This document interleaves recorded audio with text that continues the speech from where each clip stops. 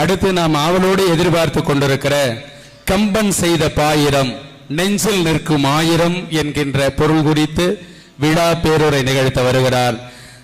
எங்களுடைய பாசத்திற்கும் அன்பிற்கும் உரிய எங்களுக்கெல்லாம் வழிகாட்டியாக திகழ்கிற முனைவர் வைகை செல்வன் ஐயா அவர்களிடத்தில் அரங்கத்தை ஒப்புவித்து நிறைவு செய்கிறோம். நன்றி, வணக்கம். நன்றி திருமால் அவர்களே. ஒரு சில வரிகள் எங்கள் அமைப்பாளர் விட்ட வாக்கியங்களை நாங்கள் இங்கே நிறைவு செய்கிறோம். பகல் முழுவதும் அரசியல், இரவு முழுதும் எழுத்து என்பது இவருடைய அன்றாட பணி.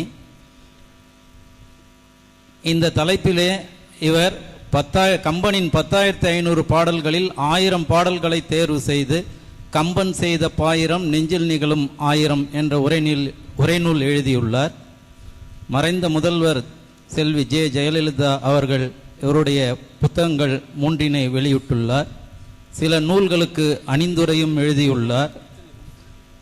3000 பக்கங்கள் கொண்ட சங்கம் வரைந்த இலக்கிய சித்திரம் சிறப்பு வாய்ந்தது இவர் எழுதிய நூல்களில் என்று கூறி நிறைவு செய்கிறோம். செந்தபுடே நருந்தேனே, செயலினை மூச்சினை உனக்கடித்தேனே, நைந்தாகினிலே என் வாழ்வு நைந்து போகும், நன்னிலை உனக்கெழில் அது எனக்கும் தானே. சிறப்புக்கும் பெருமைக்கும் செம்மைக்கும் உரிய கம்பன் மொழி பேசி கன்னித்தமிழை வளர்க்கின்ற கம்பன் கடகம். திருப்பத்தூர் கம்பன் கடகத்திற்கு மிகச்சிறந்த பெயர் இருக்கிறது. செம்மையோடும் செழுமையோடும் கம்பன் கடகத்தை வழிநடத்துகிற பாங்கும், வருகிறவர்களை பரிவோடு வரவேற்கின்ற ஈரமும், அதே சமயத்திலே ஆண்டுதோறும் கம்பனை விடாது தூக்கி சுமக்கின்ற வீரமும் கொண்டிருக்கிற திருப்பத்தூர் கம்பன் கடகம், செழுமையோடு நடத்தி கொண்டிருக்கிற கம்பன் கடகம். அப்படிப்பட்டிருக்கிற செம்மாந்து தீராத வேட்கையோடும் தீர்ந்து போகாத லட்சியத்தோடும் தமிழையும் கம்பனையும் தூக்கி சுமக்கிற திருப்பத்தூர் கம்பன் கடகத்திற்கு 3 பேர் வழிநடத்துகிற ஆற்றல் பெற்றவர்களாக இருக்கிறார்கள். இவற்றின் தலைவராக நான் பெரிதும் நேசிக்கிற, பெரிதும் மதிக்கிற,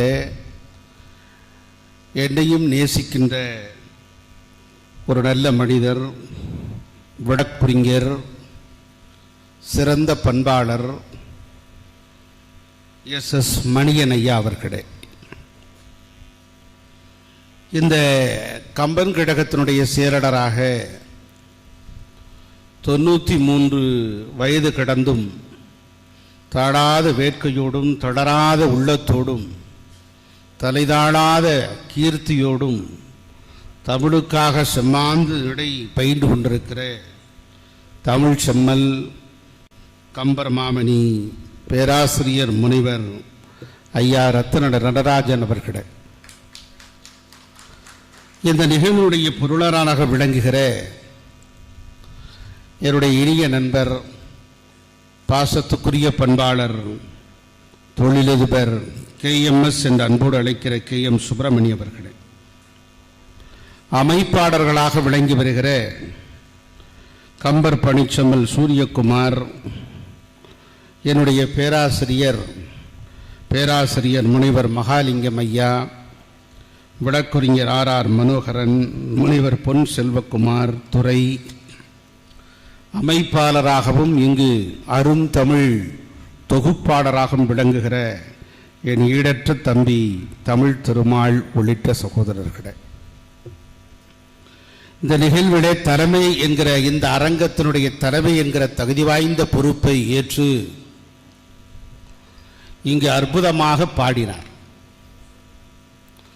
அவருடைய பாடலை கேட்டு நானே மெய்சிலிர்த்து போனேன். நான் உடனடியாக உங்களுடைய தலைவர் வழக்கறிஞர் மணியன் ஐயாவிடத்தில் கேட்டேன், நானும் பாடணுமா என்று கேட்டேன். நீங்கள் பாடினால் நிப்பாட்டு என்று சொல்லிவிடுவார்களாம், அல்லாமல் பாடலாம் என்று சொன்னார். பாட்டு நிப்பாட்டு என்று இல்லாத அளவிற்கு பாட வேண்டும் என்று சொன்னார். செம்மையோடு அழகாக பாசுரங்களை பாடி நான் நீண்ட நாள் நெடிய காலமாக நான் அறிவேன் அவரை. நல்ல தமிழ் உள்ளம் படைத்தவர். நம்முடைய கம்பன் கழக அறக்கட்டளையுடைய புரவலராகவும் அதியமான் கல்வி நிறுவனங்களுடைய நிறுவனத் தலைவராகவும் ஊத்தங்கரையில் இருந்து தமிழ் ஊற்றாக புறப்பட்டிருக்கிற பெருமைக்குரிய ஐயா டாக்டர் சீனி திருமால் முருகன் அவர்களே, முன்னிலை என்கிற பொறுப்பை வகித்து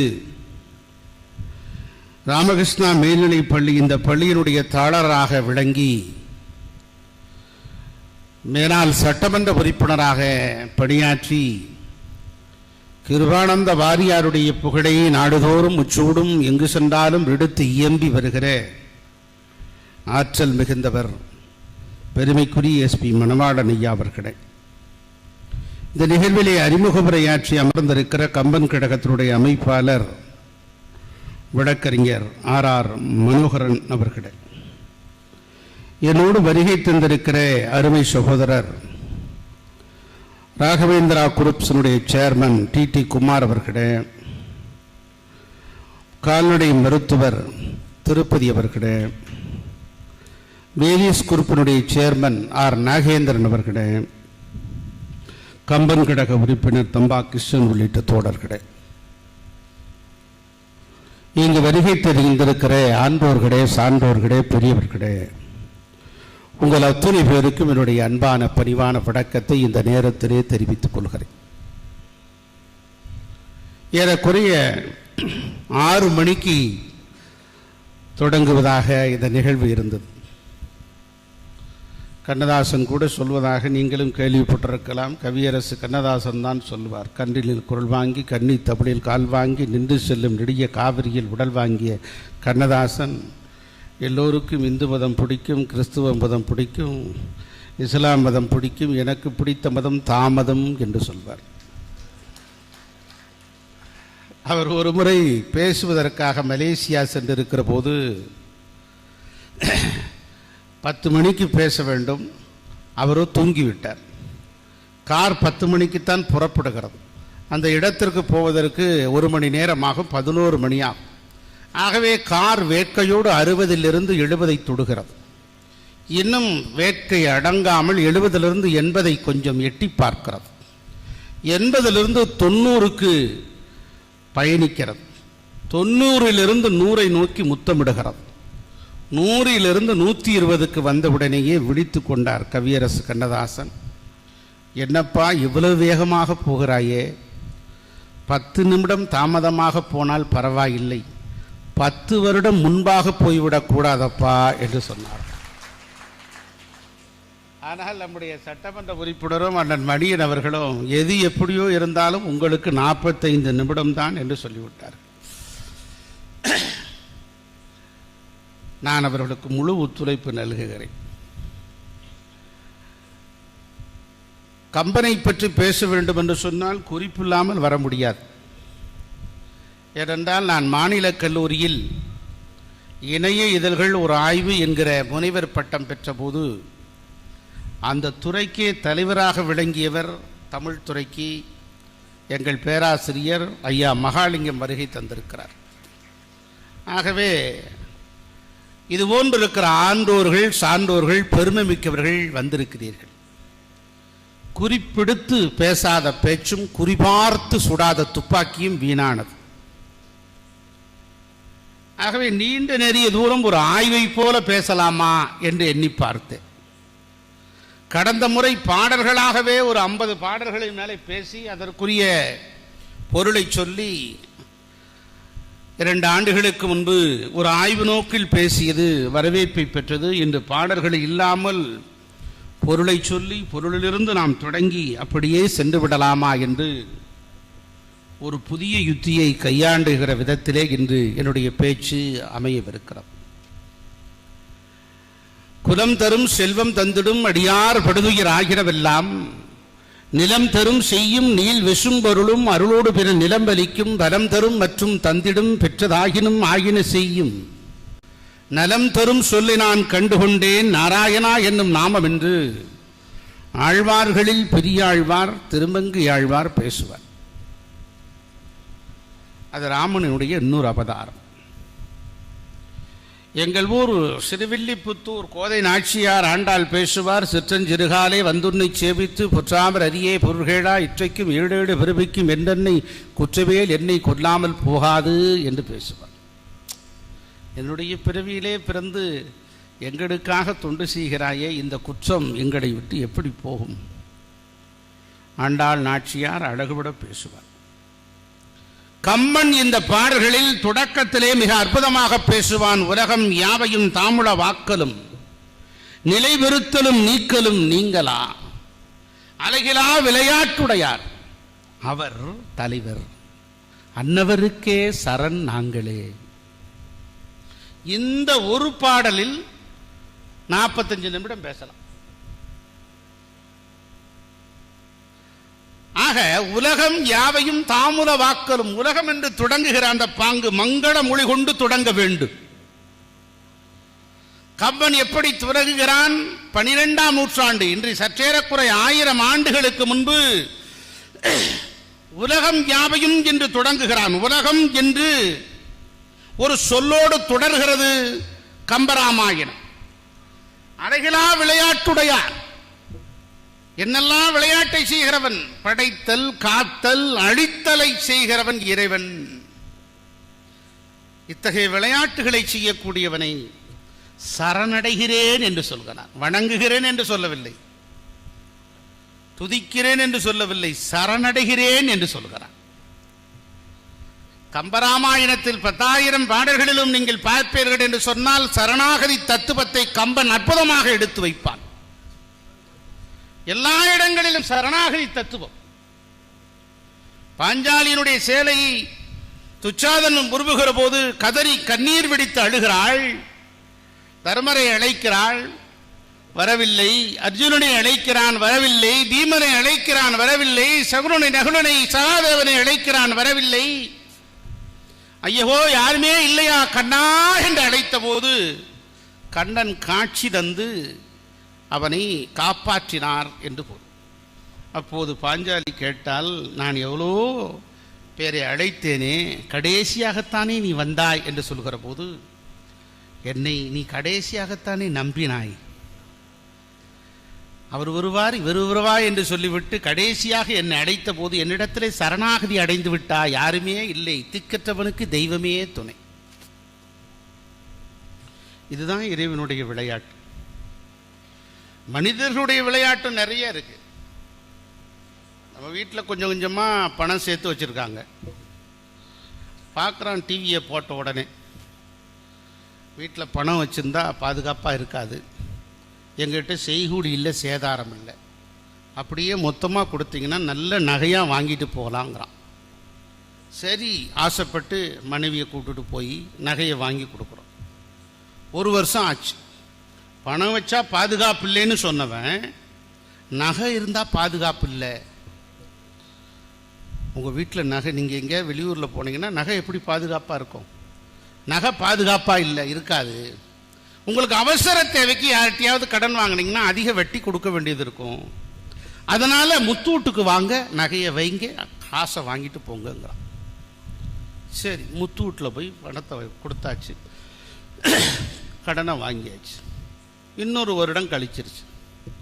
1 வருடம் கழிந்ததற்கு பிறகு ஒருத்தன் சொல்கிறான், நகையை வச்சுட்டு மீட்ட முடியாமல் கஷ்டப்படுறீங்களா, அட்டிகாவுக்கு வாங்க, உடனடியாக மீட்டு தர்றோம், டோன்ட் வரி, கவலைப்படாதீங்க அப்படிங்கிறான். அங்கே போனால் எல்லாத்தையும் திருப்பிட்டு நன்றி வணக்கம் சரியாக போச்சுங்கிறான். நாங்கள் சிவனேன்னு தாண்டா இருந்தோம், படத்தை வீட்டில் வச்சுருந்ததை நகையை வாங்கன்றான், முத்தூட்டில் வைங்கன்றான், அட்டிகாவில் வச்சு முடிதல கடைசியில் முடிச்சுட்டான் கதையை. இது ஒரு விளையாட்டு.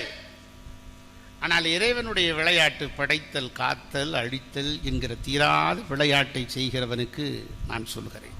கம்பன் திருமாலை சொல்லவில்லை, கண்ணனை சொல்லவில்லை, அவன் வேறு தெய்வங்களை அழைக்கவில்லை, பொதுவாக ஒன்றை சொல்லி நிற்கிறானே, அதுதானே எவ்வளவு அற்புதம். அவன் ராமனை சொல்லி இருக்கலாம், அல்லது இன்னொன்றை பார்ப்பீர்கள் என்று சொன்னால் அவன் சொல்கிறான், அவன் என்ன அற்புதத்தை சொல்லுகிறான் சொன்னால், உலகம் யாவையும், உலகம் ஒன்றினை சொல்லவில்லை. உலகம் ஒன்றா? உலகம் யாவையும் என்று குறிப்பிடுகிறான். என்ன பல உலகம் இருக்கிறது. வாமனனாக இருந்தபோது 3 அடி கேட்டபோது 2 அடி அளந்துட்டான், 1 படி அளக்க முடியல, அதனால இன்னொரு உலகம் இருக்கிறது. அவன் கண்ணனாக இருக்கிற போது, குழந்தை செல்வமாக வளர்கிற போது மண்ணை தின்றுவிட்டான் என்று வாயை காட்ட சொல்கிற போது 7 உலகத்தையும் காட்டினான் என்று சொல்கிறான். வையம் 7 கண்டால் பிள்ளை வாயுலே என்று பெரியாழ்வார் பேசுவார். என்னையே அற்புதம். ஆக இத்தனை உலோகம் இருக்கிறது.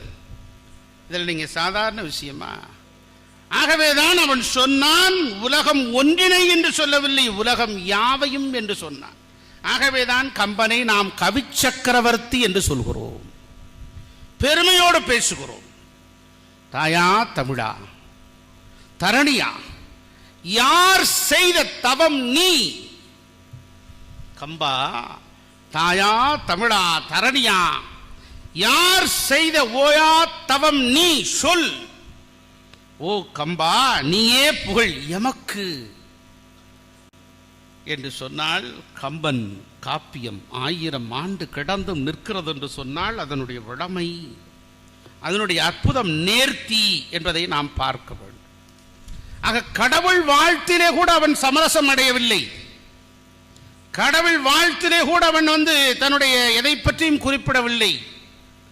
நான் ஏற்கனவே சொன்னேனே, சரணாகதி தத்துவத்தை சொன்னான். லக்குவனும் அனுமனும் சரணாகதி அடைந்திருக்கிறார்கள் ராமனிடத்திலே.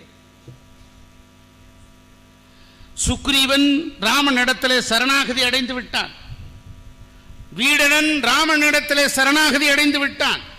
சரணாகதி தத்துவத்தை கம்பன் எல்லா இடங்களிலும் சொல்கிற போதுதான் எல்லா அந்த பாத்திரங்களே விஞ்சி நிற்கிற படைப்புகளாக நிற்கிறது.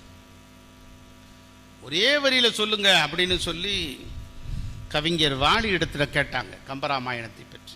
அவர் சொன்னார், சீதையை பிரித்தது புள்ளிமான், சேர்த்தது அனுமான் என்று சொன்னார். சீதையை பிரித்தது புள்ளிமான், சேர்த்தது அனுமான் என்று சொன்னார். இன்னொரு கவிஞன் சொன்னான், தசரதனுக்கு 1000 மனைவிகள், ஒரு சந்தேகமும் இல்லை. தசரதனுக்கு 1000 மனைவிகள், ஒரு சந்தேகமும் இல்லை. ராமனுக்கோ ஒரு மனைவி, 1000 சந்தேகங்கள் என்று சொன்னார். என்ன சிறப்பு! ஆக எப்படியெல்லாம் ராமன் தன்னுடைய கற்புக்கரசி சீதையை சந்தேகப்படுகிறான் என்பதை வால்மீகி ராமாயணம் புட்டு புட்டு வைக்கிறது. நம்முடைய கம்பராமாயணத்தினுடைய காட்சியினுடைய படலங்களை. இந்த கம்பனை பாரதி போல வியந்து பேசியவன் எவனும் இல்லை. 9ஆம் நூற்றாண்டு என்று சொல்கிறார்கள், 12ஆம் நூற்றாண்டு என்று சொல்கிறார்கள் காப்பியத்தை. சரி, பாரதி வருகிற காலகட்டத்தில் 20ஆம் நூற்றாண்டில் சொன்னான், நான் கம்பனை போல், வள்ளுவனை போல், இளங்கோவை போல் இந்த புவிதனில் நான் கண்டதில்லை என்று பேசுகிறார். எல்லோருக்கும் வியப்பு. என்ன கம்பனை தூக்கி சீனியாரிட்டி லிஸ்ட்ல ஃபர்ஸ்ட்ல போட்டானே. ஆசிரியராக இருந்தால் கோர்ட்டில் கேஸ் போட்டுருவாங்க, எங்களுக்கு சீனியாரிட்டி லிஸ்ட் வேணும் அப்படின்னு சொல்லி.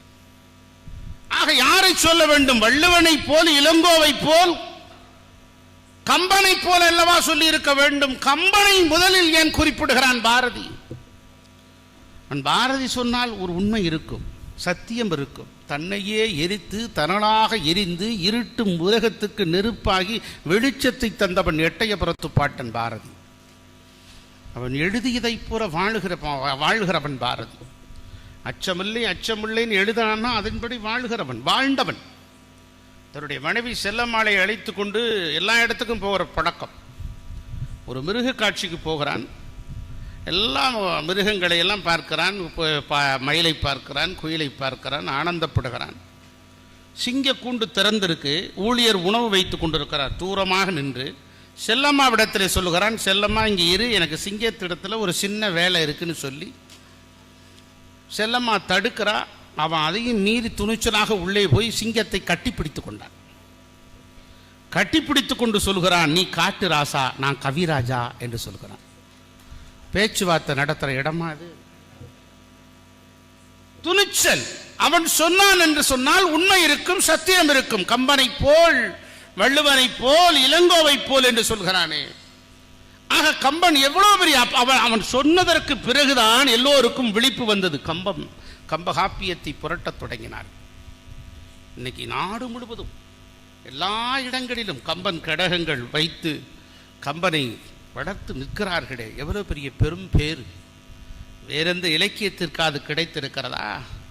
வள்ளுவன் தன்னை உலகனுக்கு தந்து வான்புகள் கொண்ட தமிழ்நாடு என்று பேசுகிறான். அதே சமயத்திலே வள்ளுவன் பேசாத பொருள் இல்லை. கேள் இழுக்கம் கேடா கெடுதகமை வல்லாருக்கு நாளிழுக்கம் நட்டார் செயின் என்று சொல்லி நட்புக்குரிய இலக்கணத்தை பேசுவான். கற்க கசடர கற்றவை கற்றபின் நிற்க அதற்கு தகை என்று கல்விக்கு இலக்கணத்தை வரையறுத்து சொல்லுவான். இப்படி அவன் சொல்லாத பொருள் இல்லை. கற்றதனால் ஆயகுன் வாழறிவான் நற்றார் தொழார் எனின் என்று இன்னொரு பக்கம் பேசி சொல்வான். தொட்டனை தூரும் மணற்கேணி மாந்தருக்கு கற்றனை தூரும் அறிவு என்று பேசுவான். எல்லா பொருள் பற்றியும் எல்லாவற்றையும் பேசி இருக்கிறான்.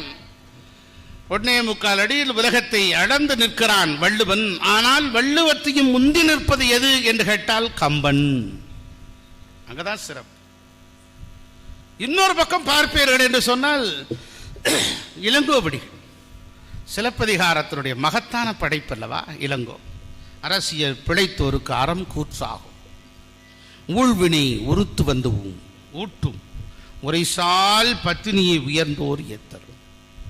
இப்படிப்பட்ட இளங்கோவனுடைய பாத்திர படைப்பு. நீங்க எங்க ஊர் மதுரை பக்கத்தில் ஒரு ஊர் இருக்கு, கடச்சனேந்தல்னு ஒரு பகுதி. மதுரையில் கடச்சனேந்தல்மா. ஆனால் அதில் உள்ள இருக்கிற அர்த்தம் என்ன தெரியுமா நண்பர்களே? கடைசி சிலம்பு ஏந்தல் என்பது பெயர்தான் கடச்சனேந்தல் என்று மருவி விட்டது. அந்த ஊரில் போய் அந்த இடத்த போய் பார்க்க போனீங்கன்னா, என்ன கண்ணகி வீட்டை பார்க்க வந்திருக்கீங்களான்னு கேட்குறாங்க. இப்போ ஒரு வாரத்துக்கு முன்பாக கண்ணகி வீட்டை பார்க்க வந்தீங்களாப்பா அப்படின்னு சொல்கிறாங்க. எத்தனை நூற்றாண்டு கடந்து, 1000 நூற்றாண்டு கடந்திருக்கிற நிகழ்வை ஏதோ நேற்று நடந்ததை போல கவுந்தியடிகளை பார்ப்பதற்கு அந்த வீட்டிலே அடைக்கலம் ஏந்தி கடைசியாக சிலம்பை ஏந்தி பாண்டி நெடுஞ்செழியன் இடத்திலே அடைத்து செல்கிறார் என்கிற காட்சியினுடைய நிகழ்வை அங்கு இருக்கிறவர்கள் நேற்று நடந்ததை போல, கடந்த மாதம் நடந்ததை போல, ஏதோ கடந்த வருடம் நடந்ததை போல சொல்கிறார்கள் என்று சொன்னால் இந்த வரலாற்று பதிவு எப்படி சிறப்புரிய இலக்கியமாக இருக்கிறது. ஆனால் அவற்றையெல்லாம் பெண்ணுக்கு தள்ளி கம்பகாவியம் படைத்து நிற்கிறது என்று சொன்னால் அதற்கு அவனுடைய வலிமை மிக்க சக்தி மிக்க பாடல் வரிகள். அதற்கு விதை போட்டவன் பாரதி. விதைத்தவன் உறங்கினாலும் விதைகள் உறங்குவதில்லை. தகுதி உள்ளது தப்பி பிழைக்கும், வெற்றிடத்தை காற்று நிரப்பும். கம்பனை மறைத்து வைக்க முடியுமா? கம்பனை தீயை எவ்வளவு கவிழ்த்து வைத்தாலும், தீப்பந்தம் வைத்து தீயை கவிழ்த்து பிடித்தாலும் தீ மேலோக்கித்தான் எரியும். அதை போலத்தான் கம்பகாவியம் எவராலும் அடித்து ஒழித்து விட முடியாது. காலம் கடந்து நிற்கும். அப்படிப்பட்ட கம்பகாவியம், அப்படிப்பட்ட இதிகாசம். இதிகாசம் என்றால் என்ன தெரியுமா நண்பர்களே? இவ்வாறு நடந்தது என்பதற்கு பொருள்தான் இதிகாசம். ஆக நம்முடைய இந்தியாவில் 2 இதிகாசங்கள் இருக்கிறது. ஒன்று மகாபாரதம், பாரதம். 2வது ராமாயணம். மண்ணாசையால் அழிந்தது மகாபாரதம், பெண்ணாசையால் அழிந்தது ராமாயணம். 2 கதாநாயகர்களும் இறந்து போகிறார்கள். Tragedy drama. நம்ம ஊரில் எப்பயுமே படம் கதாநாயகன் ஹீரோ இறந்து போயிட்டா படத்தை பார்க்க மாட்டான். ஹீரோ செத்து போயிடாமே இந்த படத்தில் அப்படின்னு சொல்லுவான். இப்போ ஒரு புதுசாக ஒரு படம் வந்திருக்கு. அந்த படத்தில் அந்த படப்பேரெல்லாம் சொல்ல வேண்டாம், கோவணம் கட்டிட்டு நடிக்கிறாரு. தேட்டரில் நான் உட்காந்து பார்த்துட்ருக்கேன். எனக்கு முன்னால் உட்காந்துருக்கவன் சொல்கிறான், ப்ரொடியூசரை கோவணம் கட்ட வச்சுட்டான் என் டைரக்டருன்ட்டான். ஆக ஒரு ரசிகர்கள் எப்படி கவட்டடிக்கிறாங்க பாரு. ஆக 2 இதிகாசங்கள் மகாபாரதமும். மகாபாரதம் கௌரவர்கள் போர் முடிந்து 18 நாள் போர் முடிந்து பாண்டவர்கள் அரியணை ஏறியதற்கு பிறகு அந்த மகாபாரதம் முடிந்து விட்டதா? இல்லை, இனிமேல் தான் தொடர்கிறது. அதற்கு பிறகு கிருஷ்ணன் அஸ்தினாபுரத்துக்கு போகிறான். அஸ்தினாபுரத்துக்கு அருகிலே இருக்கிற ஒரு காட்டு பகுதிக்கு போகிறான். அந்த காட்டு பகுதியிலே மரத்திலே ஏறி தூங்கி கொண்டிருக்கிறான். களைப்பிலே காலை நீட்டி படுத்திருக்கிறான். ஒரு காலை பார்த்தவுடனேயே ஒரு வேட்டுவனுக்கு என்ன தோன்றுகிறது தெரியுமா நண்பர்களே? ஏதோ ஒரு மானை போல தோன்றுகிறது. தூரத்திலே அம்பை எய்கிறான். அம்பு விஷம் தேய்த்த அம்பு. அந்த அம்பு பாதத்திலே படுகிறது. பாதத்திலே பட்டவுடனே விஷம் முழுவதும் ராமனுடைய உள்ளம் முழுவதும், உடல் முழுவதும் ஏறுகிறது. இறந்து போனான். இது வால்மீகி ராமாயணம். சரி, இறந்து போன ராமனை யார் கொன்றது? வேடன். வேடன் யார்? கடந்த காலத்தில் வாலியாக நிற்கிற போது மறைந்து நின்று கொண்டானே, அந்த வாலிதான் மீண்டும் ராமனை கொல்கிறான் என்று வரலாறு சொல்கிறார். அதான் ஊழ்வினை உறுத்துவதும். வள்ளுவனும் சொல்கிறான், விதி முந்தி செல்லும் என்று சொல். ராமன் பரதன் என்ன சொல்கிறான் ராமன் இடத்துல? உன்னை காட்டுக்கு போக சொன்னது கைகையா அம்மாவா? நான் பார்த்தேன் ஒரு கையின்னு சொல்ல போது என்ன சொன்னான்? அரும்பிழை என்று. விதியின் பிழை இது விதியின் பிழை விதியின் பிழை என்றோ இதற்கு ஏன் வெகுண்டாய் மைந்தா என்று சொல்கிறான் ராமன். அதைத்தான் கவியரசு கண்ணதாசன் எளிமையான வார்த்தைகளில் அற்புதமாக ஒரு திரை இசை பாடல்களில் சொல்லியிருப்பார். நதி வெள்ளம் காய்ந்து விட்டால் நதி செய்த குற்றம் அன்று, இது விதி செய்த குற்றம் அன்று அல்லவா என்று பேசுவார். ஆக விதியும் துணை புரிய வேண்டும். இது பகுத்தறிவாளர்களுக்கு வேறு விதமாக இருக்கலாம். ஆனால் எல்லாம் கால சூழ்நிலை ஒன்றாக வர வேண்டும். அப்படி ஒன்றாக இணைந்து இசைந்து வருகிற போதுதான் வெற்றி என்பது சாத்தியமாகும். பருவகாலம் வந்தால்தானே. பருவம் இல்லாம நீ ஒரு மூட்டை யூரியாவோ ஒரு மூட்டை உரத்தையோ போட்டா பூக்குமா? பூக்காது. பருவம் வந்தா ஒரு மூட்டை உரம் போட வேண்டியதில்லை, அதுவா பூத்துரும். ஆக பருவம் வர வேண்டும். அதற்கு பேர் தான் காலம் வர வேண்டும் என்று அறிஞர்கள் சொல்லுகிறார்கள். ஆக அப்படி கண்ணனை சொல்லுகிற போது என்ன, ஏன் அப்படி நிகழ்கிறது? காந்தாரியின் சாபம். திருதாஷ்டனுடைய மனைவி காந்தாரியை பார்க்க போகிறார்கள். கண்ணன் 100 பிள்ளைகளை கொன்று போட்டு விட்டான். 100 பிள்ளைகளையும் கொன்று போட்டு விட்டானே இந்த கண்ணன். சூழ்ச்சியால் கொன்றாயே, பொய் சொல்லி கொன்றாயே, போரை நினைத்திருந்தால் நீ நினைத்திருந்தால் நிறுத்தியிருக்கலாம் அல்லவா? இப்படிப்பட்ட சூழ்நிலைகளை கொண்டு விட்டாயே, நீ அனாதையாக யாருமற்ற இடத்தில் செத்து போவா என்று சாபம் விடுகிறாள் காந்தாரி. அந்த சாபத்தின் பலனாகத்தான் மரத்தில் அவன் படுத்திருக்கிற போது ஒரு வேடன் அம்பெய்தி கொள்கிறான். அந்த வேடன் ஏற்கனவே மறைந்திருந்து கொண்ட வாலியின் மறுபிறப்பு என்று சொல்கிறார். இது எங்கு போய் முடிகிறது? ஆக இந்த மகாபாரதமும் ராமாயணமும் இப்படி செய்திகளை சொல்கிற போது, ராமாயணத்தினுடைய செய்திகள் என்னென்ன என்று நீங்கள் பார்ப்பீர்கள் என்று சொன்னால், ஒரு அற்புதமான சீதையை காட்டுக்கு ஒரு சலவை தொழிலாளி கற்புக்கரசி சீதையை பற்றி சந்தேக கண்ணோடு ஏதோ ஒன்றை குற்றம் சாட்டி விடுகிறார். செய்தி ராமனுக்கு கிடைத்து விடுகிறது. ஏற்கனவே அவன் காட்டுக்கு போய் திரும்பி வந்து அரசனை ஆண்டு கொண்டிருக்கிற போது மீண்டும் சீதையை காட்டுக்கு அனுப்பி விடுகிறார். அப்படி காட்டுக்கு அனுப்பி விடுகிற போது அவர் கர்ப்பிணியாக இருக்கிறார். குழந்தை பிறக்கிறது. லவகுஷன் 2 குழந்தைகள். பிறந்த உடனேயே ஐயோ எந்த தப்பும் செய்யாத என்னை காட்டுக்கு அனுப்பிவிட்டானே நம்முடைய கணவன் ராமன் என்று சொல்லி வேதனையோடு இருக்கிற போது, இந்த பூமாதேவியால் பெற்றெடுத்த குழந்தை அல்லவா சீதை, பூமி பிளக்கிறது, பூமிக்குள்ளே விழுகிறாள், மூடிக்கொள்கிறது, இறந்து போனாள். செய்தி ராமனுக்கு வருகிறது. ராமன் பதபதைக்கிறான், குற்றமுள்ள நெஞ்சு குறுகுறுக்கிறது. ஐயோ மனைவி சீதையை கொன்றதற்கு நான் அல்லவா காரணம் என்று ஒன்றும் புரியாதவனாக தனிமையிலே நடந்து வருகிறான். சராயு நதியிலே மூழ்கி செத்து போனான், தற்கொலை செய்து கொண்டான் என்று வால்மீகி ராமாயணம் சொல்கிறது. ஆனால் இந்த இடத்திலே தான் கம்பன் மாறுபடுகிறான். தன்னுடைய கதாநாயகனை உயரத்திலே உச்சத்திலே வைத்து காட்டுகிறான். அதுதான் இந்த 2 பாத்திரங்களுக்கான வேறுபாடுகள். ஆக நம்முடைய ராமாயணங்கள் 300 ராமாயணம் இருக்கு. 1 2 இல்ல, 300 ராமாயணங்கள் இருக்கிறது. எல்லா இடங்களிலும் நீங்கள் பார்ப்பீர்கள் என்று சொன்னால், ஒரு ராமாயணம் சொல்கிறது சீதை ராவணனுடைய மகள். என்று சொல்கிறார். அவள் சீதை ராவணனுடைய மகனாக இருக்கிற போது ஜனகனுடைய பகுதியில் காட்டு பகுதியை விட்டு விட்டு வருகிறான். அதை ஜனகன் எடுத்து வளர்க்கிறான். அதன் பின்னால் வளர்கிற போது 2 குற்றச்சாட்டுகளை அந்த இதிகாசம் சொல்கிறது ராவணனின் மீது. ஒன்று, அடுத்த பெண்ணுடைய மனைவியின் மீது காதல் உற்றதற்கு ஒரு குற்றச்சாட்டு, இரண்டாவதாக தன் பெற்ற மகளின் மீதே காதல் கொண்டதற்காக 2வது குற்றச்சாட்டு என்று வைக்கிறது அந்த இதிகாசம். இன்னொரு காப்பியம் பௌத்த ராமாயணம்.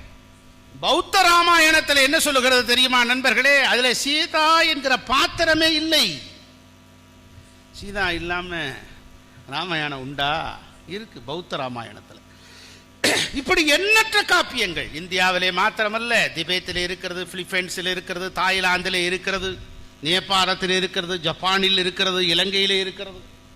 இப்படி எண்ணற்ற 300க்கும் மேற்பட்ட ராமாயணங்கள் இருக்கிறது. நம்முடைய இந்தியிலே ராமாயணத்தை எழுதியவர் துளசிதாசன். அவர் ஒரு ராமாயணம் எழுதியிருக்கிறார். நீங்கள் கன்னடத்திலே புயம்பு என்கிற ஆகச்சிறந்த கன்னட ஆளுமை ஒரு ராமாயணத்தை எழுதியிருக்கிறார்.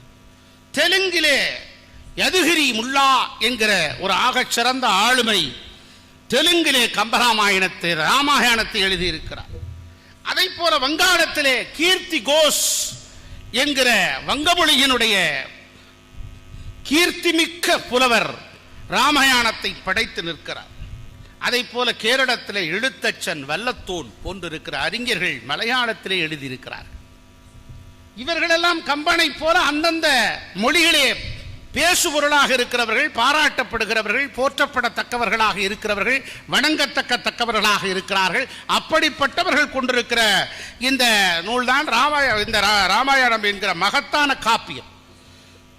அப்படிப்பட்ட காப்பியத்திலிருந்து தான் கம்பன் எப்படி வேறுபடுகிறான் இங்குதான் நீங்கள் பார்க்கணும், அடிக்கோடிட வேண்டும். 3500 ஆண்டு கால பழமை மிக்க நம்முடைய மொழி, செம்மொழி தகுதி பெற்ற மொழி. இந்த மொழி கம்பன் ராமாயணத்தை எழுதியதால் கம்பனுக்கு பெருமையா? கம்பனால் பெருமையா? இல்ல. ராமனால் பெருமையா? இல்ல. தமிழால் பெருமை. தமிழால் பெருமை. அமிழ்திடும் இனிய மொழி அல்லவோ தமிழ் மொழி. தோளில் விழுந்த தொகை மேலாய், கோளில் சிறந்த குடிர்சாய் திங்களாய், முறுக்கு உடைந்து மணக்கும் மலராய், சிறகினில் தத்தும் செங்கால் அன்னமாய், அமுத முடிபகர் இடையின் பிம்பமாய், குமுத மலர்வழி கவரும் கருங்குடல் வாழும் எழிலாய், வசந்த பொழிலாய் திகழும் தமிழ் அன்னை. எப்பேற்பட்ட தமிழ் மொழியில் இன்னும் சிறப்புமிக்க அந்த பண்பாட்டு நாகரிகத்தை தமிழரோடு கடந்து நிற்கிறான் கம்பன். உங்களிடை பிறந்து உயர்ந்தோர் சுலவிலங்கி வீங்கொடி நீர் ஞானத்து இருளகற்றி ஆங்கோர் விண்ணேர் தனியாடி வென்றதொரு ஏனையது தன்னேரில்லாத தமிழ் என்று பேசுவார். விண்ணேர் என்று சொன்னால் எது? கதிரவன். கதிரவனோடு தோன்றியது எம் மொழி தமிழ் மொழி. கதிரவன் எப்போது தோன்றியது தெரியாது. தமிழ் மொழியும் அப்படித்தான் தெரியாது. கன்னடமும் கடிதலெங்கும் கவின் விளையாதவும் துருபு முன்னுதரத்து உதித்தெருந்து ஒன்றுபலவாகினும் ஆரியம்போல் உலக விளக்கு அடிந்து உடிந்து சிதையா உன் சீரிழமை செயன்பறந்து வாழ்த்துதுமே. யாமறிந்த மொழிகளிலே தமிழ் மொழி போல் இனிதாவது எங்கும் காணோம். பாரதி. தமிழங்கள் இளமைக்கு பால் என்ப தமிழங்கள் புகழ்மிக்க புலவருக்கு வேள் பாவேந்தன். கதிர்விடுத்து புலம்புல கடல் உதித்து சூடாற்ற முதுமிகு நிலப்பரப்பின் முதற்பரப்பு தோன்றிவிட நதிவரும் முன் மணல் திருமுன் நலம்படத்த தமிழரங்கே பதி மதுரை பெருவெளியில் பாண்டியர்கை பார்த்தவளே கண்ணதாசன். பொழுதலந்த நேரத்தினை புல்லறியும், பூ மலர்ந்த நேரத்தினை வண்டறியும், சேய் பிறந்த நேரத்தினை தாயறிவாள், செந்தமிழே உன் பிறப்பை யார் அறிவார்? யார் அறிவார்? அப்பேற்பட்ட தமிழ் மொழியில் எழுதிய காரணத்தினால்தான்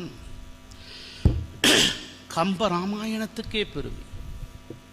இந்தியிலே எழுதியிருக்கிறார்களே, வால்மீகி சமஸ்கிருதத்தில் எழுதியிருக்கிறார்களே, அந்த சமஸ்கிருதத்தில் எழுதியிருக்கிறதுக்கு யர்மித்ரா என்றால் யாருடைய பேர் தெரியுமா? கம்பன் எவ்வளவு அழகாக பேரை சூட்டுகிறான். இலக்குவன். எங்க 1000 வருடத்திற்கு முன்பு லா ரா லகரம் ரகரத்திற்கு முன்பாக ஈ சேர்க்க வேண்டும் என்று சொன்னவன் கம்பன். 1000 வருடத்துக்கு முன்புங்க. இன்னைக்கு ஸ்கூலில் சிபிஎஸ்சி ஸ்கூல்லாம் போனீங்கன்னா, சாரி அங்கிள் எனக்கு தமிழ் மட்டும் வராதுங்க, வேற எதுல வேணாலும் நீங்க கேளுங்க, தமிழ் ப்ளீஸ்.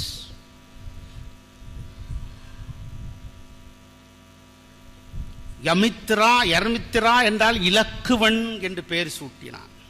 தயரத் தயரதன் என்று சொன்னான் கம்பன். எவ்வளவு அழகாக சொல்லுகிறான். அடே அப்பா. இரண்யதா இரண்யதா என்று சொன்னால் ராவணன், ராமன் என்று சொன்னால் தமிழிலே கம்பன் இராமன் என்று சொல்லுகிறான். ரகரத்திற்கு ஈ சேர்க்க வேண்டும் என்று சொன்னவன் கம்பன். எவ்வளவு பெரிய சிறப்பு. ஆகவேதான் நம்முடைய பண்பாட்டு நாகரிகத்தோடு நம்முடைய அற்புதமான படைப்பு ஆற்றலையும் சேர்த்து தந்தவன் கம்பன்.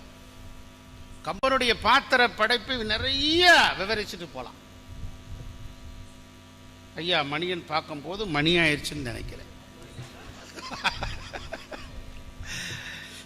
சில செய்திகளை மாத்திரம் நான் சொல்லி வருகிறேன். சுயம்பர படலம் வருகிறது. இந்த பாட்டு எல்லாருக்கும் தெரியும். நீங்க தமிழ்நாட்டில் 8 கோடி பேர் இருக்காங்க அப்படின்னா எல்லாருக்கும் தெரியும். அண்ணலையும் நோக்கினான் அவளும் நோக்கினான் எல்லாரும் சொல்லுவான். தெரியாதால் ஒரு ஆள் கூட இருக்காது. வால்மீகிலே இல்லை. கம்பன் சொல்லுகிறான், அண்ணலும் நோக்கினாள் அவளும் நோக்கினாள். 10 பேர் தூக்கக்கூடிய அந்த தனுசு வில் 10 பேர் சேர்ந்து தூக்கக்கூடியத ஒரு ஆள் ராமன் தூக்கி உடைத்தான் என்று சொன்னால் யாரால்? சீதையினுடைய கண் பார்வைப்பட்டது. அப்படியே அவளுடைய அழகிலே மயங்கி நிற்கிறான், சொக்கி போய் நிற்கிறான், காதல் வயப்படுகிறான். 10 பேர் என்னடா 100 பேர் சேர்ந்ததை ஒரு ஆள் தூக்குறான் அப்படின்னு சொல்லி காதல் வயல்பட்டால் ஒரு பெரிய மலையும் கடுகு என்று சொல்வானே பாவேந்தன், அதை போல் எப்பேற்பட்ட விஷயம் அந்த சுயம்பரப்படலம். திருமண நிகழ்ச்சி ஒவ்வொருவருக்கும் வரும். ஒருத்தன் சொன்னா 1 முடிச்சு போட்டா தூக்கு தண்டனை, 3 முடிச்சு போட்டா ஆயுள் தண்டனைன்னா. அப்படி இல்லை. பல பேர் பாதிக்கப்பட்டிருப்பீங்க போல இருக்கு. ஆக அப்படி பார்க்கிற போது சுயம்பர காட்சி வரும். நான் ஒரே ஒரு விஷயத்தை மட்டும் சொல்றேன். நடிகர்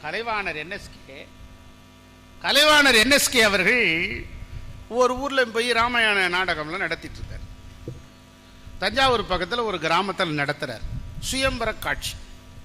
8 மன்னர்கள், மலையாள தேசத்து மன்னர், விந்திய தேசத்து மன்னர், பர்வத நாட்டு மன்னர் என்று எல்லோரும் ராமன் உட்பட 8 பேர் வரிசையா நிற்கிறாங்க. 8 பேர் நின்ன உடனே தனுசு வில்லு வைக்கப்பட்டிருக்கு. ஒவ்வொருத்தரா வரணும். வந்த உடனே உடைக்கிற மாதிரி நடிக்கணும், முயற்சி பண்ணணும், உடைக்கூடாது. பர்வத நாட்டு மன்னர் வந்தார், முயற்சி பண்ணார், உடையல, போயிட்டார். 2வது விந்திய நாட்டு மன்னர் வந்தார், உடைச்சனும், உடையல, வந்துட்டார். கேரள நாட்டு மன்னர் வந்தார், சேர நாட்டு மன்னர் உடைக்கணும்னு முயற்சி பண்ணார், உடைஞ்சிருச்சு. அந்த ஊர்க்காரன் சொல்றான், வில்ல உடைச்சனுக்கு தானே சீதையை கொடுக்கணும், கட்டி விடாங்கிறான். நாங்கள் சத்தியத்துக்கு கட்டுப்பட்டவங்கிறான். என்னடா ராமனுக்கு தானே சீதையை கொடுக்கணும், நீ வில்ல உடைச்சவனுக்கு தானே சீதையை கொடுக்கணும், அதான போட்டி அப்படின்னு பிரச்சனை. சரி, என்எஸ்கே சமாதானப்படுத்தி, இல்லைங்க அது தப்பா போயிடும், அது மட்டும் இல்லை, இவன் ஒரு சீனுக்கு தான் வர்றவன், அடுத்த வசனம் இவனுக்கு தெரியாது. ஆக உள்ள கூட்டு போய் எவன் அந்த வில்ல உடைச்சானோ அவனுக்கு நல்ல அடி விட்டு, எவன் கட்டி வச்சானோ ஆர்ட் டைரக்டருக்கும் நல்லா உத, அன்னைக்கு உனக்கு சாப்பாடே கிடையாதுறான்னு சொல்லி ஸ்க்ரீன்லாம் போட்டு ஊர்க்காரங்களாம் முடிவு பண்ணி இப்போ உடைங்கடான்னு. சரி, இப்போ மீண்டும் ஒவ்வொரு மன்னராக வர்றாங்க. பர்வத நாட்டு மன்னர் வருகிறார், மலையாள நாட்டு கேரள நாட்டு மன்னர் வருகிறார், இந்திய நாட்டு மன்னர் வருகிறார். 5வதா ராமன் வர்றார். உடைச்சு பார்க்கிறார், உடைக்க முடியல. இவன் நல்லா கட்டி வச்சுட்டான், எவனாவது உடைச்சிருவான், எவனாவது உடைச்சிட கிடைச்சிட போறான். அடி வேலை விழுந்திருக்கு உள்ள கூட்டு போய்.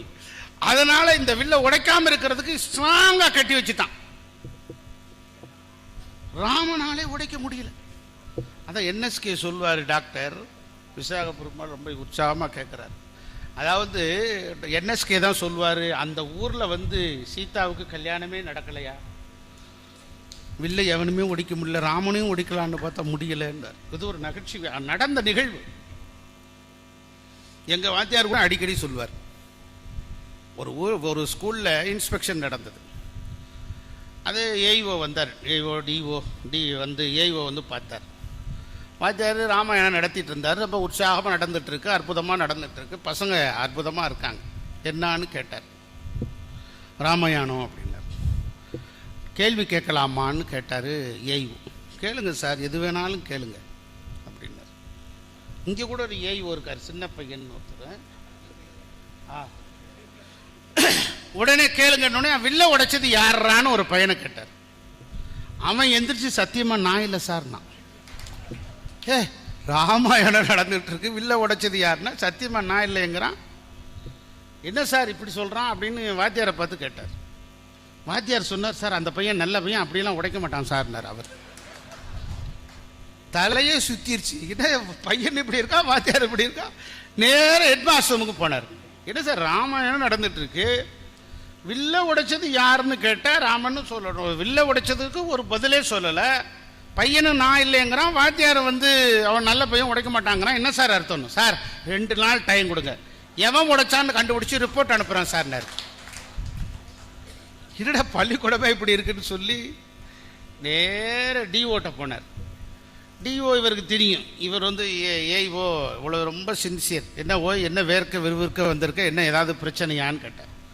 ஒன்றும் இல்லை சார், இந்த மாதிரி ஒரு விஷயத்துக்கு போனேன், வில்ல உடைச்சது யாருன்னு கேட்டேன், ராமாயணம் நடத்திட்டு இருந்தாங்க, பையன் நான் இல்லைங்கிறான், வாத்தியார் அவன் நல்ல பையங்கிறாரு, ஹெட்மாஸ்டர் வந்து 2 நாளில் ரிப்போர்ட் அனுப்புகிறேங்கிறார். யோ எப்போ பாரு உனக்கு அதை உடைச்சிட்டான் இதை உடைச்சிட்டான்னு. சின்ன பையன் அப்படி இப்படி தான் இருப்பான். அது உடைஞ்ச லிஸ்ட்டில் எழுதிக்கியா, இதெல்லாம் பெரிய விஷயமா? எப்போ வேற விஷயத்தை பாரியா, அதை உடைச்சிட்டான் இதை உடைச்சிட்டான்னு. சின்ன பசங்க கைதவறி உடைச்சிருப்பான் ஏன்ட்டார் டிஓ. என்னடா இது இவருக்கு தெரியலையே. அவருக்கு ரொம்ப மனவேதனோட வீட்டுக்கு வந்துட்டார். வீட்டுக்கு வந்த உடனே காப்பியெல்லாம் வீட்டுக்காரம்மா கொடுத்தது. மனைவிக்கு தெரியல, கணவன் ஏதோ கவலையோடு வந்திருக்காரு அப்படின்னு சொல்லி கணவனோட்ட என்னம்மா என்னங்க ஏதாவது பிரச்சனையான்னு. ஒன்றும் இல்லை, ஒரு இன்ஸ்பெக்ஷனுக்கு போனேன், ராமாயணம் நடந்துட்டு இருந்துச்சு, பையன் இப்படி சொல்கிறான், வாத்தியார் இப்படி சொல்கிறான், ஹெட்மாஸ்டர் சொல்கிறான், டிஓட்ட சொன்னால் என்னை சத்தம் போடுறாரு அப்படின்னு. என்னங்க சாதாரண கேள்வி தானே, இதுக்கு விட தெரியாதா அப்படின்னு. ஏன் நீ உனக்கு தெரியுமா வில்ல உடைச்சது யாருன்னு? என்னங்க வில்ல உடைச்சது நம்ம பக்ரிசாமி செட்டியார் தானே. அவ பக்ரிசாமி செட்டியாரா? அது யாருன்னா அந்த ஊரில் ராமாயண நாடகம் நடக்கும்போது ராவணா வேஷம் போட்டு வில்ல உடைக்கிறவு பக்ரிசாமி செட்டியார். இது ஆக அதாவது ஒரு பாத்திர படைப்பு எப்படி இருக்கிறது, இது ஒரு நகைச்சுவையாக இருந்தாலும் கூட இந்த கம்பகாப்பியங்கள் எப்படியெல்லாம் இருக்கிறது என்பதற்கு இவையெல்லாம் உதாரணம். ஒன்றில்லை இரண்டில்லை, 1000 விஷயங்களை சொல்லலாம். குகனை வந்து ராமனை பார்க்கிறான். குகன் பார்க்கிற போது தேனும் மீனும் கொண்டு வந்து தர்றான், வாங்கி சாப்பிட்றாங்க. தேனும் மீனும் தருகிறார்கள். தேனும் மீனும் தருகிற போது வாங்கி சாப்பிட்றது வால்மீகி ராமாயணத்தில். ஆனால் ராமாயணத்தில் ராமன் சைவம், பியூர் வெஜிடேரியன். யார் மாத்தினது? கம்பன் மாத்திரான். நீ பியூர் வெஜிடேரியன், உயர்தர சைவம். இப்ப மான் வேணும்னு கேட்கிறா சீத்தை. அப்ப மான் வேணும்னா எதுக்கு கேட்கிறா? வளர்க்கறதுக்கா? வால்மீகி சொல்லுகிறான் சாப்பிட்றதுக்கு. மான் கறி ரொம்ப இஷ்டம், அதனாலதான் மான் கறி அவருக்கு சாப்பிடுவான்னு உனக்கு எப்படியா தெரியும் அப்படின்னு எங்க பேராசிரியர் கேட்பார். மானை வளர்க்கணும்னா அவன் வலை போட்டு பிடிக்கலாம். அவன் வந்து கறியாக்குறதுக்கு தானே அம்பைதான், அப்பதானே அது இறந்து போயிடுவது. அப்ப மான் கறியை சாப்பிடுறான் சீதை ராமன் சொல்லும் போது எங்க கம்பன் என்ன சொல்றான்? எங்க கதாநாயகன், எங்க காப்பிய நாயகி அப்படிப்பட்டவர்கள் அல்ல, அவர்கள் சைவம். அந்த இடத்துக்கே வரல. ஒவ்வொரு பாத்திரமும், சடாயி ஒரு பறவைதான், அந்த கழுகுதான், அது இடை மறித்து சீதையை காப்பாற்றுகிறது. ராவணன் தூக்கி கொண்டு போகிற போது, அப்படி சடாயி தூக்கி கொண்டு வருகிற போது ராவணன் நினைக்கிறான், வால்மீகி ராமாயணத்திலே கழுகல்லவா இது மாமிச வேட்கையோடு சீதையை தின்பதற்காக பிடுங்கி செல்கிறது என்று எழுதுகிறான் வால்மீகி. ஆனால் எங்க கம்பநாடன் சொல்லுகிறான், இல்லை இல்லை, காப்பாற்றுவதற்கு தன் பிள்ளையைப் போல பேணி பாதுகாப்பதற்கு ராவணனிடமிருந்து காப்பாற்றுவதற்காக சீதையை அழைத்து செல்கிறான். சீதையை தன்னுடைய ஆயுதத்தால் வெட்டுகிறான். சடாயுவை வெட்டுகிறான் ராவணன். காயப்பட்டு கண்ணீர் வெடித்து மரணம் பிரிகிற அந்த வேளையிலே ராமன் அதற்கு ஈமச்சடங்கு செய்கிறான். தசரதனுக்கு கூட செய்ய முடியல, சடாயுக்கு செய்கிறான். எப்பேற்பட்ட பாத்திர படைப்பு! நீங்க கைகேயி 2 வரம் கேட்டா. எத்தனை வரம் கேட்டா? 2 வரம். நீங்க 2 விரல காட்டினோடனே நான் ஏதோ நினைச்சிட்டு நீங்க சொல்லிடாதீங்க. நான் கேட்டது கைகேயினுடைய வரத்து. 2 வரம் சொன்ன உடனே எதுக்கு ராம 14 வருஷம் காட்டுக்கு போகணும், பரதம் ஆட்சி ஆளணும் கேட்டு. இப்ப வால்மீகி ராமாயணத்தில் என்ன சொல்றாரு தெரியுமா? ராமனை கூப்பிடுறாரு. ராமனை கூப்பிட்டு, நான் ஒரு முறை தேவர்களுக்காக போரிட்டேன். போரிடுகிற போது அச்சாணி கலண்டு தேர் விழுகிற தருவாயில் இருக்கிற போது தன் விரலையே அச்சாணி ஆக்கி என்னை காப்பாற்றினாள் உன்னுடைய தாய் கைகேயி. ஆகவே உனக்கு 2 வரம் தர்றேன், என்ன வேணும்னு கேட்டான். நான் இப்போ எனக்கு கொடு, நான் தேவைப்பட போகிற வாங்கிக்கிறேன்னு சொன்னார். இப்போ அவள் பயன்படுத்திட்டா. நீ என்ன செய் தெரியுமா? ஒரு வழி சொல்கிறான், குறுக்கு வழி ஒன்று சொல்லித்தர்றாரு தயாரதை. என்ன செய் தெரியுமா? எனக்கு இதுக்கு சம்பந்தம் இல்லை, இது உங்கள் கணவன் மனைவி கூட இதில் சண்டை. நான் தான் மூத்தவன், நான் தான் அரசாளணும். ஆகவே எனக்கு தான் அந்த வாய்ப்பு நீ தரணும். ஆகவே இந்த வாய்ப்பு எனக்கு தான் தரணும். அதெல்லாம் நீங்கள் 2 பேரும் சண்டை போட்டுங்க, நீங்கள் வர வாங்கிக்கங்க, வாங்காமல் போங்க என்று சொல்லிவிடு என்று சொல்லுகிறான் வால்மீகி ராமாயணத்தில். ஆனால் கம்பன் அதற்கு உடன்படுவானா? இல்லை. தசரதனை சந்திக்கவே விடலை. நீ சந்திச்சாதானே நீ கேட்ப, 2 பேரும் பேசிக்கிறீங்க. எப்படி உயர்ந்த பாத்திர படைப்பை படைக்கிறான்! அப்படி 2 பேரும் நாங்கள் காட்டுக்கு போல, குறுக்கு வெளியில் நான் முடியாதுன்னு சொல்ல முடியுமா? அப்படி சொன்ன ராமனுக்கு நடையில் உயர்ந்த நாயகனாக மாறுவானா? ராமனை இத்தனை பேர் கொண்டாடி மகிழ்வார்களா? கம்பகாவியத்தை 1000 ஆண்டுகள் கடந்தும் நின்று பேச முடியுமா? எப்பேற்பட்ட விஷயம்! அதனாலதான் ஒவ்வொரு பாத்திர படைப்பையும் கம்பன் அணு அணுவாக செதுக்கி செதுக்கி சேர்க்கிறான். அவ்வளோ பெரிய விஷயம். ஒவ்வொரு விஷயத்தையும் ஆழ்ந்து ஆராய்ந்து நீங்கள் பார்ப்பீர்கள் என்று சொன்னால் அப்படி. மண்டோதரை அந்த படலத்திலே அழுது குவிக்கிறாள், கண்ணீர் விட்டு கதறி அழுகிறாள். தன்னுடைய ராமனுடைய உடலிலே ராவணனுடைய உடல் முழுவதும் அம்பு தைக்கப்படுகிறது. தைக்கப்படுகிற உடல் முழுவதும் அம்புகள் எய்யப்படுகிற போது எல்லாம் சல்லடை துளிகளாக தைத்திருக்கிறது. அந்த அம்புகள் உயிரை கொள்வதற்காக போய் தைக்கவில்லை. சீதை மேல் அவன் எங்கெல்லாம் காதல் உற்றிருக்கிறான் என்பதை தேடி தேடி கொள்கிறது என்று சொல்கிறான். பாத்திர படைப்பு. ஆகவே காலம் கடந்து நிற்கிற இந்த பாத்திர படைப்பு நம்மை வெஞ்சி நிற்பது கம்பன் காவியம். கம்பன் நெஞ்சில் 1000 கம்பன் செய்த பாயிரம் நெஞ்சில் நிற்கும் 1000 என்கிற கவிதையை பாடி, இறை 1 இனம் 2 தமிழ் 3 திசை 4 புலனைந்து சுவை 6 சுரம் 7 திக்கட்டு ரசம் 9 என்று வகுத்து வாழுகிற தமிழ்நாட்டுக்கு அடையாளமாக, அங்கீகாரமாக, முகமாக, முகவரியாக தந்து ஈடற்ற நம்முடைய இலக்கியத்தை தந்த கம்பநாடானை போற்றி பாராட்டி மகிழ்ந்து வணங்குவோம். நன்றி, வணக்கம். மிக மிக சிறப்பாக விழா பேருரை நிகழ்த்திய எங்களுடைய வணங்குதலுக்குரிய ஐயா மேனாள் தமிழ்நாடு பள்ளிக்கல்வித்துறை அமைச்சர் முனைவர் வைகை செல்வன் ஐயா அவர்களுக்கு பலத்த கரவொலி எழுப்பி எங்கள் கம்பன் கழகத்தின் சார்பாக நன்றியையும் அன்பையும் வணக்கத்தையும் புலப்படுத்திக் கொள்கிறோம். அடுத்த நிகழ்ச்சிக்கு அரங்கம் தயாராகுகிறது.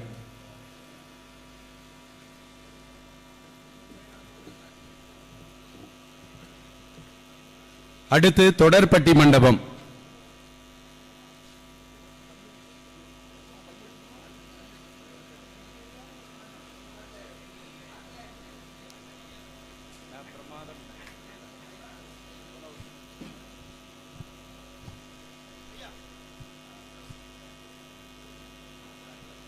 கம்பன் செய்த பாயிரம் நெஞ்சில் நிற்கும் 1000 என்ற தலைப்பில் மிக சிறந்ததொரு சிறப்புரை ஆற்றிய திருமிகு முனைவர் வைகை செல்வன் அவர்கள் கூறிய கருத்துக்கள் நம் அனைவருடைய மனதிலேயும் ஆழமாக பதிகிறது. அவருக்கு கம்பன் கழகம் தன் நெஞ்சார்ந்த நன்றியை தெரிவித்துக் கொள்கிறது. அடுத்து நடைபெற